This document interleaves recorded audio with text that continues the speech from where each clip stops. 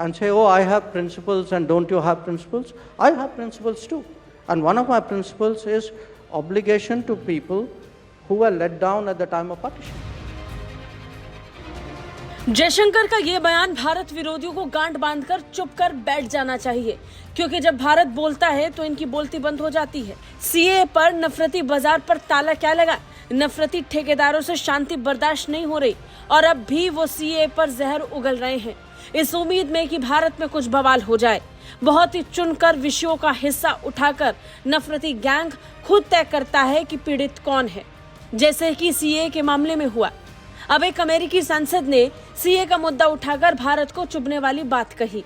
Democratic party से ताल्लुक रखने वाले अमेरिकी सांसद बेन कार्डिन ने सीए पर सवाल उठाते हुए कहा कि जैसे जैसे अमेरिका भारत संबंध गहराते जा रहे हैं, ये अहम है कि सहयोग धर्म से परे सभी के मानव अधिकारों की रक्षा के साझा मूल्यों पर आधारित हो। सीनेट की शक्तिशाली विदेश संबंध समिति के अध्यक्ष सीनेटर बेन कार्डिन ने कहा, मैं विवादास्पद नागरिकता संशोधन अधिनियम को अधिसूचित करने के भारत सरकार के फैसले से चिंतित हूँ, खास तौर पर मुस्लिम समुदाय पर इस कानून के संभावित प्रभाव से बहुत चिंतित हूँ। मामले को बदतर बनाने वाली बात यह है कि इसे रमजान के पवित्र महीने के दौरान लागू किया जा रहा है। अमेरिकी सांसद की इतनी ओछी टिप्पणी हर एक भारतीय को बेइज्जत करना जैसा है, क्योंकि भारत मूल्यों पर ऐसा घटियापन नहीं करता है। अमेरिका की ओर से पिछले दिनों भी भारत में नागरिकता संशोधन कानून लागू किए जाने पर सवाल उठाए गए थे। इसे लेकर भारत ने सख्त आपत्ति जताई और अमेरिका को आईना दिखाते हुए विदेश मंत्री डॉक्टर जयशंकर ने खुद इंडिया टुडे से कहा था कि हमें उन लोगों के लेक्चर की जरूरत नहीं है जिन्हें विभाजन के इतिहास की जानकारी है ही नहीं। विदेश मंत्री डॉक्टर जयशंकर ने बहुत स्पष्ट तौर पर उदाहरण के साथ ये बताया कि कैसे इस तरीके की नागरिकता को लेकर के कानून कई और देशों ने भी अपनाए हैं।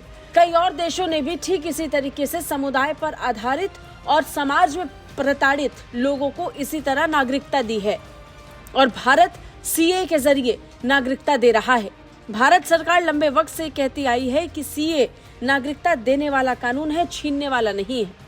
अभी पिछले हफ्ते ही नागरिकता संशोधन अधिनियम 2019 लागू हो चुका है।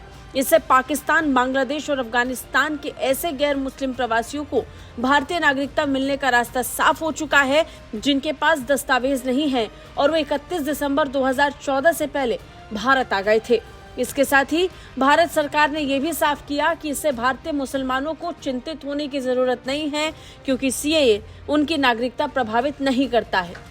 लेकिन फिर भी नफरती बाजार में भारत से नफरत करने वालों की संख्या कम नहीं है। वो नफरत फैलाने के लिए भारत की छवि खराब कर रहे हैं और लोगों को बरगला रहे हैं। हालांकि इसका भारत पर असर नहीं हुआ।